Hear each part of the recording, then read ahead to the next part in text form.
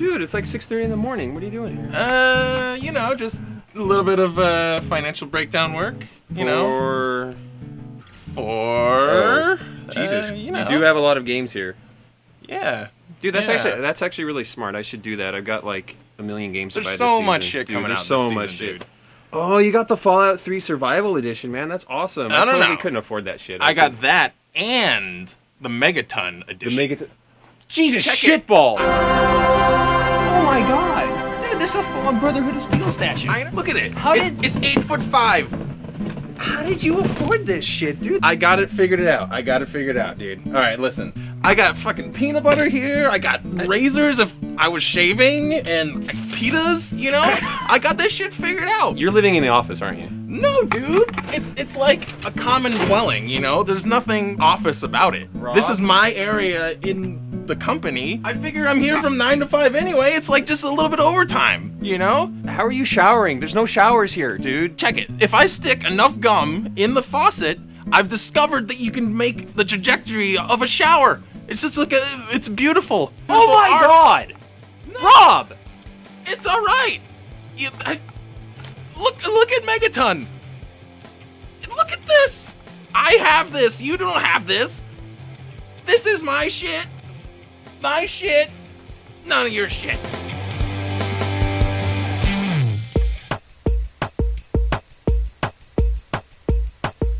仕事へ行きたくない学校なんかつまんないみんなで一緒にテレビゲーム遊びたいどこでも行っても同じだみんなで歌を歌うんだみんなで一緒にテレビゲーム遊んだらどうだらワンアップショーを見ましょうワンアップショーで遊ぼうワンアップショーワオすごいワンアップショーやったよワンアップショーです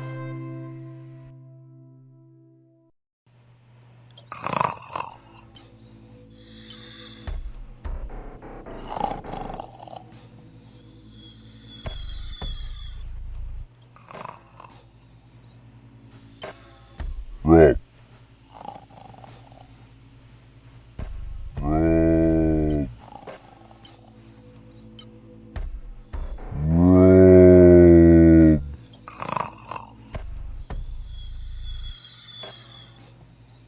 Don't you wish your girlfriend was hot like me? Don't you wish your girlfriend was raw like me? Rob.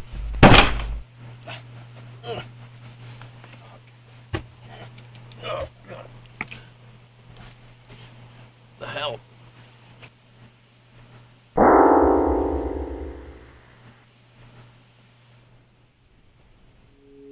Guy?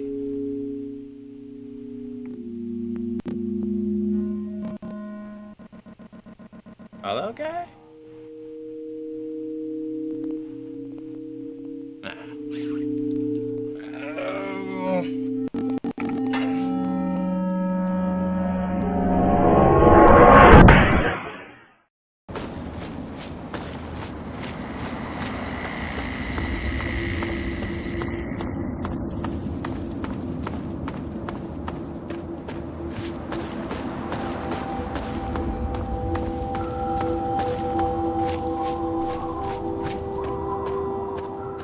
I didn't play the other Fallout games, and I'm enjoying playing it, but I'm not nearly sucked into it. Maybe it's the environment, like the barren wasteland environment. It's a downer. I've put in like 20 to 30 hours into the game, and then Fable 2 came in. I'm like, oh, I'm gonna borrow this. I pop in Fable 2, and I'm like, oh yeah. I felt so positive in my days, and then like I get back to Fallout 3, I'm like, this is so dark. Because I'm kind of sick of that high fantasy setting. Yeah. It's nice to have something gritty and just fucked up.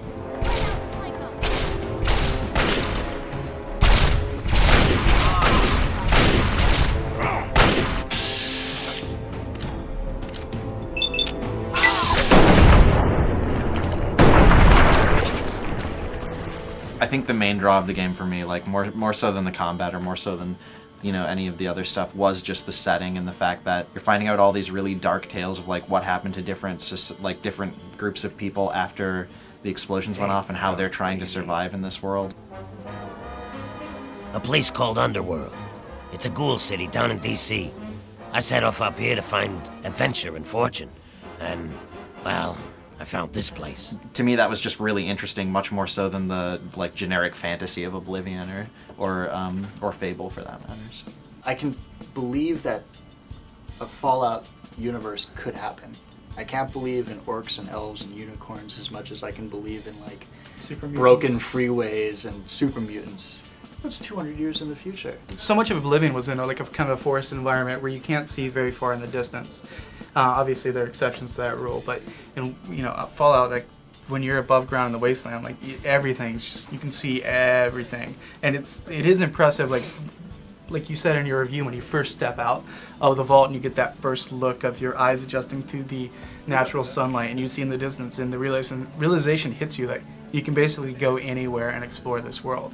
I really thought the main quest was much stronger in Fallout than in Oblivion. Overall, I feel like the main quest is shorter, and I'm not sure the exact time on it because I spent so much time doing side quest stuff in between little chunks of the main quest. But I feel like overall the main quest probably doesn't take that long to finish. But it is stronger, and it doesn't have the thing that Oblivion had, where in the main quest there were stretches of it where you're just doing the same thing over and over, like closing the Oblivion gates. Right. The only thing about the quest that was really irritating me early on, and this isn't too much of a spoiler at all, is just I was wondering how long it was going to take until I rendezvoused with my dad. When you getting choked up talking about my dad. Anyway, I kept going to the next thing. It's oh, you just missed him. But if you go do this for me, yeah, I'll tell you where he went. Your dad's in another castle. Yeah, it's that's what it is. There would be long stretches where I'd be kind of bored, and if obviously there are a lot of interesting side quests, but you could go through the game and just not happen to run across them, and then your experience would be completely different than someone that went and did them. The first time that I really was playing it and I really got into it was when you're going to Galaxy Radio and you're fighting along the Brotherhood guys, and you encounter the behemoths, super mutant.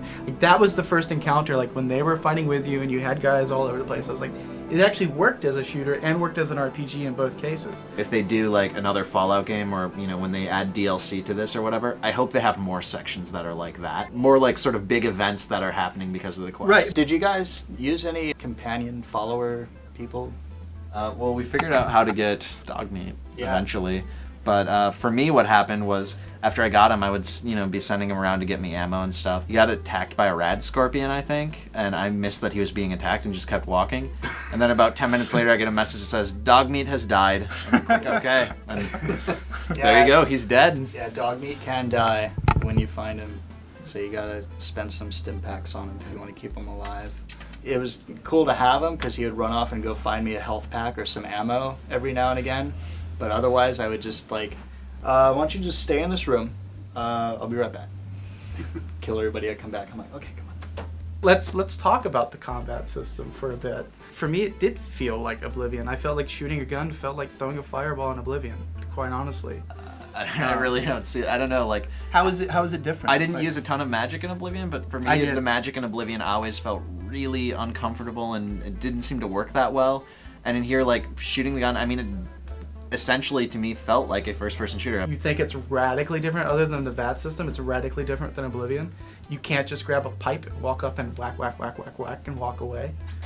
Well, the VAT system is the primary. But you can't always use it. It's done like that on purpose because you get a different.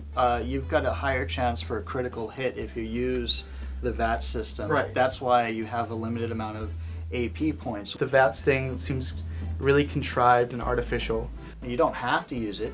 You can approach the whole game as a first-person shooter if you wanted to, and then you're kind of reliant more upon the power of your gun versus the power of their armor. Whereas the VAT system is essentially your die roll. Right. System. It's also a die roll when you're just shooting normally. It's always a die roll, but the modifiers change when you're using VATs versus when you're just shooting.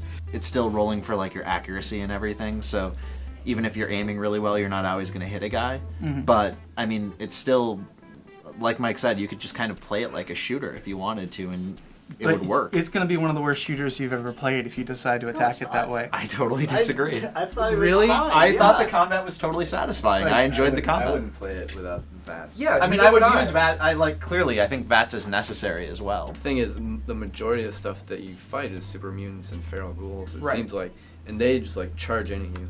So it is really easy to fall into this pattern where you just like shoot them a little bit from long range with VATS, and like duck around a corner and then wait for them to come around and Like- queue up your shotgun. And, But like, the thing is, like, headshot. it seems like that's the most effective tactic to Yeah, use. And for me, that wasn't that enthralling of an experience. I enjoyed it. I mean, you need to think of it as an RPG and not as a Right, shooter. but that's it's not the- like Call of Duty 4. No, I agree, but I think because it does a little bit of both, like both sides suffer for it because neither one is like tremendous. I mean, if Neither you're looking one- at it as just an RPG or as just a shooter, then I think you're right, like it suffers. But if you're coming at it as like this genre blending thing, then I think it works just fine. And I think it works pulls just off the fine. experience I think it great. works just fine, but I think it's kind of, for me, was kind of mediocre. The violence in the game, specifically that like slow-mo stuff, did that bother anyone Well, else at all? It gets even crazier Right. if you do the bloody mess perk, which I Right. did. I took it for the damage increase. So did I. But then, like, yeah, it gets pretty disgusting. I mean, I understand violence. It's like, it's a really like dark, drab world, but it just seemed like it sort of reveled in it. There's also a dark comedy factor to the Fallout universe, and I felt that like the violence in the combat is like, I mean, capitalized on yeah. that. It's like that was hilarious. Look at his head just fly off. And I wouldn't even Like, say I was offended by it. It just, for some reason, there was this weird like emotional reaction to me while I'm playing. And I play a lot of violent games, but it didn't quite, but it almost went into Soldier of Fortune territory, which I feel like pushes the limits too much for hyperviolence. Part of it might be in, at least this is a feeling I got, is compared to Oblivion, this doesn't feel like an element that's actually Bethesda's. Like, what it is like, I think like Mike is saying, this is one of their throwbacks to the other Fallouts. Like, they're saying those games had this dark comedy and were hyper-violent, so we're gonna do this, but it kind of doesn't fit in with Bethesda the way that they normally do things, and Right. also because this game is so much more up close, because it's first person and detailed than the other Fallouts, it's kind of like shocking to see it that rendered that realistically. I wish it would just happen like every once in a while rather than almost Every time. Yeah. single battle. It seems like if it is intended for comedic purposes, they don't really do anything with it. Yeah. For me, that really kind of it explains that. Do you think this game feels like Fallout? I have to abstain because I never played any others. Like I said, I've only played a little bit of the others. From what I've played, gameplay wise, not really. Like, I think that they got the tone down. They've got the dark tone of the universe. They carry the storyline forward in some really interesting ways, and they use some of the groups that are from the other Fallouts in really interesting ways. I played a bit of Fallout 1, never played Fallout 2. From my experience, like, yeah, it's just exactly what you said. There's a lot of, like, homages, to the Fallout universe. I'm interested to really hear, like, feedback from the developer, like, the original developers. Oh, I was gonna say Really the fans of the original Fallout. I was gonna say I don't think that'll be a problem hearing feedback from those guys.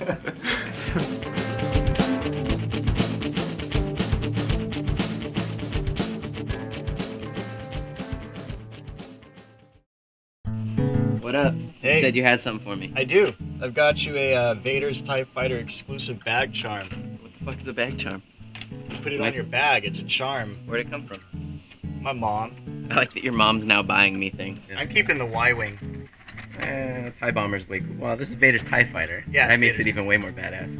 Whatever. But, I think we know who the bigger fan is here. It's not like I have to have my mom buy me toys still. Just saying. Just saying. You can put it on your bag. Hey. Hey. You see this badass Star Wars thing I got? Nice. It's pretty badass, but it's got nothing on your freaking statue, man. That thing's badass. Has he ever said anything to you? Or made any noises around you? At all? The statue?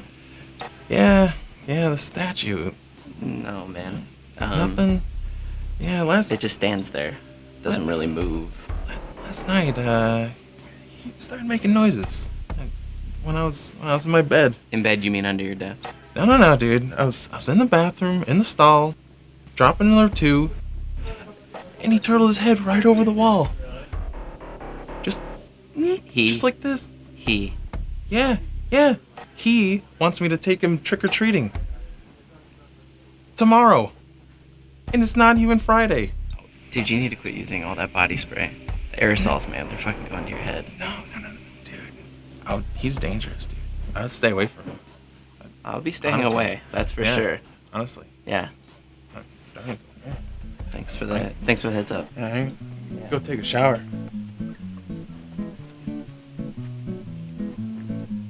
Yeah.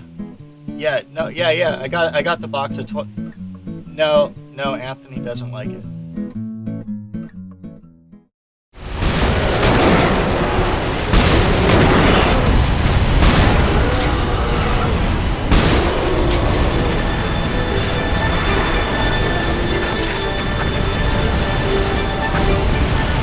The first few chapters go kind of quick, it seems, but it seems to like stretch out a little bit more, I guess. Yeah, like there's the bulk of the game, the single player campaign is like in like the last. Yeah, it's definitely backloaded. I mean, early on, the first like prologue level in Iceland specifically, it's, you know, if you've never played a shooter and you've never played Resistance before, this is how you play this game. The single player, I think, does a good job of improving on some of the weak points of the original, like especially in terms of just the environment itself, like playing up not only that this is like, you know, 1950s America, like you hear like the radio chatter and stuff like that, and just that the environments are a lot more diverse than they were in the first one. I mean, there's more than just brown and gray. Like, hey, you fight in a forest. So it's not just like a dirty brown forest. Like, there's actually like green and red, and there's fall colors, there's waters. A lot better like environmental variety, which helped a lot improve the single player campaign. Well, and also like the different types of enemies. Like, you know, you still have the Chimera, just the regular Chimera and stuff, but now you have those guys that run really fast at you. The Grims. Yeah, the 28 days later Chimera, basically.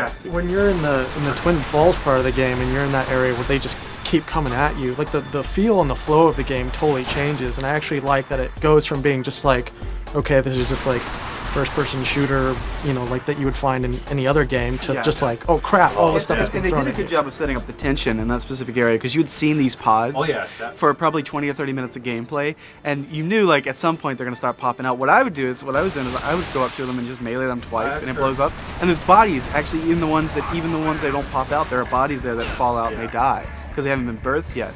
So when it finally like happened and they burst out and started running, it still like scared the crap out of me for like a split second, because, you know, I thought it's just such a long tease, and it worked really well when they eventually like burst out. In Chicago, it's crazy because you don't really see the pods. Like, you'll just like be going down the street, and like all of a sudden you just hear like the weird sound, and like the doors are open, and all these assholes will start running out from like the windows, climbing out the walls and shit, and like your whole screen just fills up with like dozens upon dozens of them running towards you. And at that point, I actually would start clubbing everything, just because I'm like, you know, this is actually faster than like using my shotty, because I've been waiting for reload.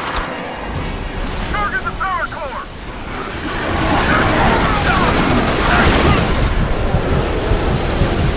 Enemies 95% of the time ignore everyone and only target you, and it's really illusion shattering in certain situations. There'll be like 5 dudes in front of me, and the boss literally brushes past everyone. Like, it actually touches the other soldiers, and it only makes a beeline only for me. Or when you're fighting the huge ass titans with the rocket launchers, there'll be like 3 guys shooting at him with like miniguns and rockets and pelting him, and he only like faces me and like starts shooting his rockets at me specifically, even when I'm like ducking behind shit and not even doing anything. Our old friend, the enemy radar, then they detect you the second you pop out of cover. They instantly are shooting at you, and they kill you really fast. I mean, I was just playing on normal difficulty, but just the normal bullseye, if they're shooting you with it takes you down in just a couple of seconds. One of the most frustrating sections with the auger was in Twin Falls, when you have to take them out in this diner.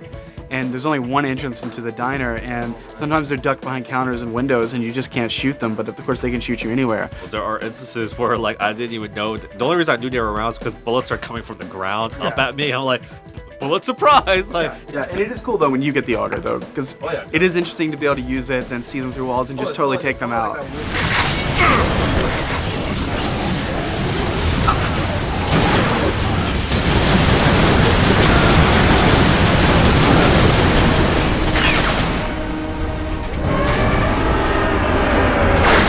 You know, they also talk so much about scale, and the game is in certain spots it's huge. The enemies you're fighting against, Leviathan's huge. But it is disappointing to me in that the game is still so linear. I mean, despite you have this huge sense of scale, but it seems like it's almost wasted because you really can't take advantage of it very often. Usually there's one path to go and you have to go that path, and there's nowhere else you can go. Yeah, they're the linear school design, and they haven't quite hit the peak the way, say, Valve or Infinity War in terms of like, okay, we're going to give you a scripted ride. It's going to be a fuck awesome roller coaster. It's not quite Top Gun, but it's almost there.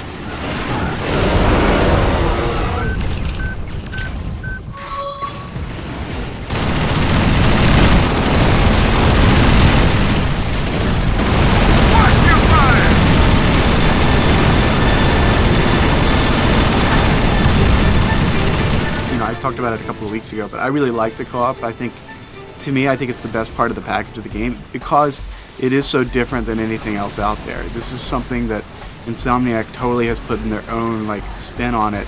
No one else has done anything like it. So I did kind of like the way it's almost like an MMO where your damage is kind of DPS based. Oh yeah, no, it totally is. Basically, it's a WoW raid, but for first-person shooter people instead of WoW players. Like it totally. I mean, it boils down to there's the tank class, the DPS class, and the healer class. You all got coordinated together. It's interesting. When we played it a couple weeks ago, it was a press event. No one was sitting near one another. There was no communication going on. So it was kind of hit or miss because it is a mode where you have to coordinate with your team. Everybody's got to be filling their role. That's what I liked about it. Like if you're not playing as a team, you're hosed right off the bat. Because the first two co-op missions we were playing, everyone's just kind of running around. Like you had the Spec Ops guys running in front of the soldiers, which you're not supposed to do, and then we get killed in 10 minutes. But as soon as we started using, the soldier, Spec Ops, medic formation, everything just started to click, and it was so much fun. I'm not a huge multiplayer fan, but that mode just totally makes that game for me. I'm definitely really conflicted about this game because, like we said, we all seem to really enjoy the co-op. I think the multiplayer is really good. I think it's better than the first game. It just feels better for using a console controller to use. And the 60-player squad-based stuff, that totally works. Yeah. I'm kind of conflicted on the single player because it's completely competent. It's good, but there's an odd sterility with this world and this universe in this game. For me, a lot of that, what you're saying, has to do with the fact that I don't think that, kind of the World War II futuristic thing totally gels together as well as they want it to. Right. And part of that, comes from the dull parts are really dull. It's just parking lot, warehouse, lots of boxes, lots of cars, okay. But then, the set piece stuff looks really, really amazing. So, yeah, I mean, for me, the single player, it's better than the first game, I think. Yep. But, it doesn't really excite me as much as I thought it would.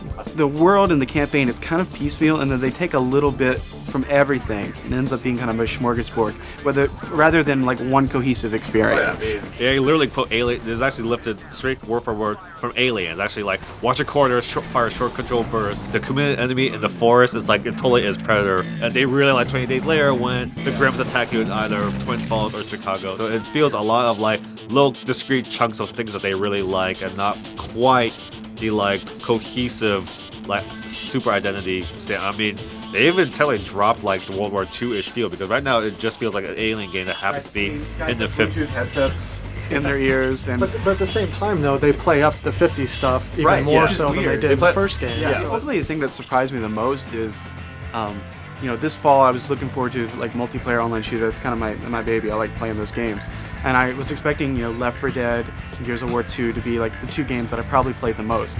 And I was surprised at how good the multiplayer and co-op is, and shockingly enough, I'm going to be playing a lot of Resistance 2 online as well.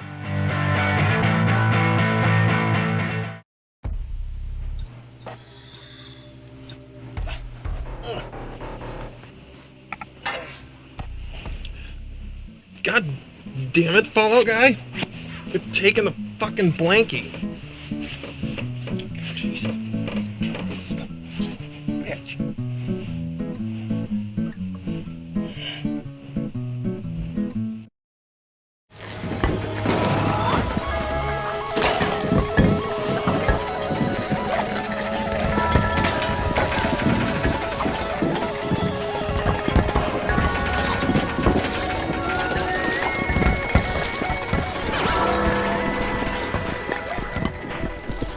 lot of reasons to play the single player game, largely because the multiplayer doesn't work right now. It might be working by the time people. Yeah, as of the time we're taping this, the game has been out officially for 48 hours, and the servers have been down for 30, at least 35. Yeah, it was working. It was working right initially because that's when I played it to make for my review to make sure that everything worked fine, and when it did, it worked fine. It's advisable to play through the single player so that you can unlock the crap that you need to use in create mode. So there's so much to unlock too. Like, oh yeah. As somebody who loves platformers and loves the whole collecting thing, it's still overwhelming. Like the idea of having how much I have to go back and get yet, even after having finished the campaign. Yeah, I mean I've gone through it on the preview build, on the beta, on the review build, and now on the retail builds. It's the fourth time essentially that I'm playing a lot of these. And only on the final time did I even notice the switch triggers in the first 2 worlds. Same here. And suddenly I was the star. Now I'm noticing them everywhere.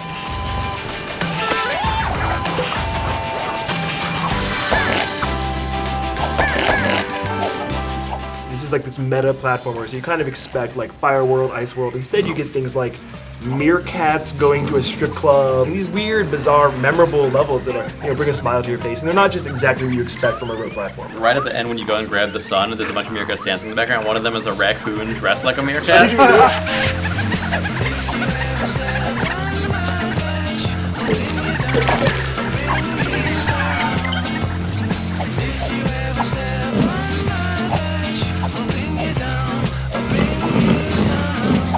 The levels get really complex. I just finished the minecart stuff, the Southwest style levels, and those by the end they were pretty complicated with multiple paths you could take. And even the bosses in that level, the mini bosses where they have that little. There's a little time bomb you get essentially. That's just 2 arrows as one picks towards the other. Yeah, and that little. Clever. It's what the rest of the game is. It's so simple and visually expressive, but you immediately know what it is and how it works. Yeah. In the beginning of each world, it kind of gives you costumes go thematically with that world. I don't know. I mean, as far as I know, there's not, but it would be nice in multiplayer. Maybe they could put it in to be able to kind of force a certain look on your character, redress you when you start a level that someone makes.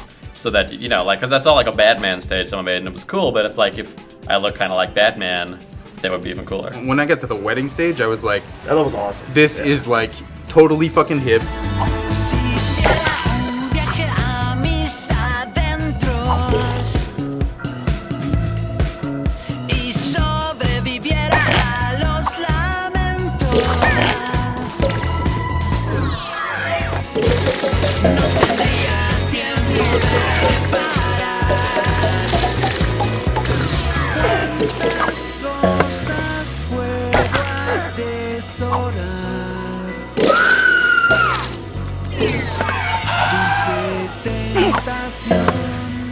Part of it is the soundtrack. Well, I mean, the soundtrack in this game is maybe the best soundtrack of the year. Well, what's cool is it's so multicultural, and that it really reflects the whole idea of this game. I was sad to because I went on YouTube like everyone else and listened to the track that got cut from the game. And when you get to the stage that has that music in it, but it's the instrumental version, you can't help but think with lyrics this would be so goddamn awesome.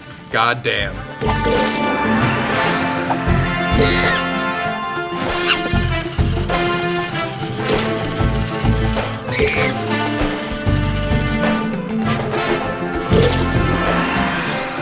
One of the things, the mechanics that I thought I was really not gonna like and always seemed weird to me when I was playing the beta was the depth, the 3 layers of depth in the stages.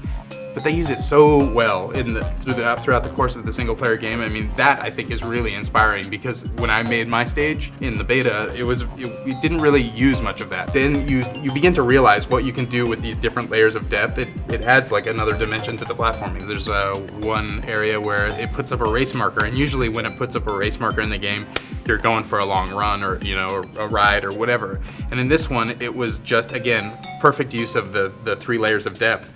The start was here, the end was right up here, and you had to go jump on these various platforms, and they get progressively more and more thin. And they're ninja-like jumps. You have to do them just right. One thing people don't really talk about are the score attack stages, which you have to unlock. They're the secret stages you get keys for, and some of those are really cool and addictive. I mean, others are just you play them once, you might never play it again. But I like there's a lot of those hidden throughout the levels, and sometimes you can find 2 in one level even. Every once in a while you come upon one, you're like, that's a really clever idea. And the cool thing about those for me too was also just from the first one I unlocked, I realized okay, you can make these stages too. Like you can make stages that are just like linear platform stages, but you can also make like these little challenge They're stages. almost like Mario Party games or something, Yeah. you know, like standalone, self-contained little challenges. A lot of people are complaining that the game is just incredibly hard in single player, and I realize part of that thing is if you want to get 100% items, if you want to ace these levels, then it is really hard. Of course, frustration is never good, but it's great that people are actually wanting to go and like put in the time and the work to do that just to get those last couple items. I was actually almost thinking about like Pixel Junk Monsters, where you go into it, I know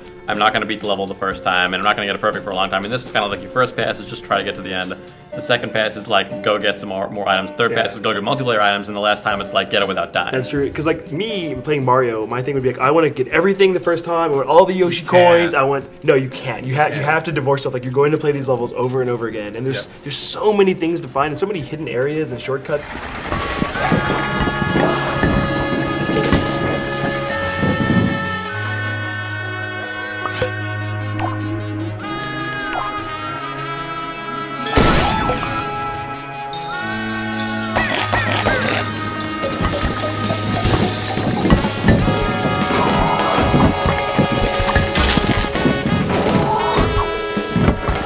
Have those checkpoints, but then you only have like, what is it, like 4. 3 or 4 lives at every checkpoint. I would reach a really frustrating part and I would start dying a lot, and then I would have to replay the whole level and get to that part and die a lot again and have to replay again. And so like that would really bother me, and there were like 2 or 3 levels I think where I ended up replaying them probably like 6 times. I would die, and then I would try again and die and try again, and every consecutive time I try again, I'd get more reckless. Like, because I just want to beat it fast. I want to run through it all. It's really hard, but then you do get better at it as you go along, and you really can make these tricky jumps pretty fast.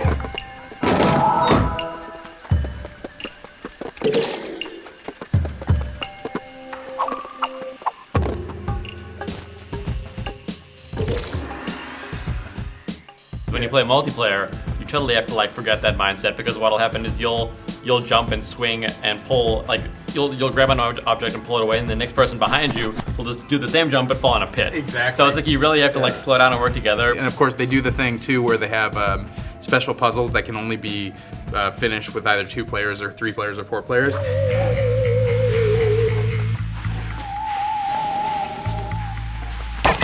When I first started creating my stages in the beta, I was thinking like, how do I make a floating platform? And then I figured out how to make a floating platform, but I began to realize like, oh, well, no, in LittleBigPlanet you don't make a floating platform. You make a platform that's held up by sticks and tape, and you show the sticks and tape. Whereas in other, platformers, you would never show your work, basically. And this game's all about showing your work. Michel Gondry aesthetic, you need to think about that here, you know? And Swede your levels together. Yeah, exactly. I don't have my stage anymore. It's lost in the ether, but when I had gotten pretty close to finishing it, I remember thinking like, wow, that's like way more impressive for a first effort than I thought I would ever be able to achieve. When we see the servers go back on, there's going to be a ton of great levels people have had like a week plus to work on when they flip the switch. Unlike the beta where it took the length of the beta, by the end of the beta we saw really good stuff. Now it's going to be instantly, there's going to be some really cool stuff. Because all the beta stuff will be there. Yeah, plus they're going to have all the stuff they've unlocked from the single player. 6 months down the line will be another different story altogether, but like even that extra like week now of stuff, something's going to be a ton and of just great playing levels. through all the single player game, it gave me a lot of inspiration for things, concepts I hadn't thought about to add in my own levels. I knew it was a great like game creation game, and that it's like I said, hip and has a good soundtrack, but near the end I was like, wow, this really is a great platforming game. If it was only the single player game, if that's all this was, say as a PSN game, I think I'd still recommend it. The price would have to be different, of course, but it just the single player game, which we're kind of forced to play right now, it is rewarding. If a week from now we're still talking about how these servers are still down, then it becomes an issue. Oh yeah, totally. Like as it stands right now, I still think this is like a landmark title that's gonna change the way people think about platformers.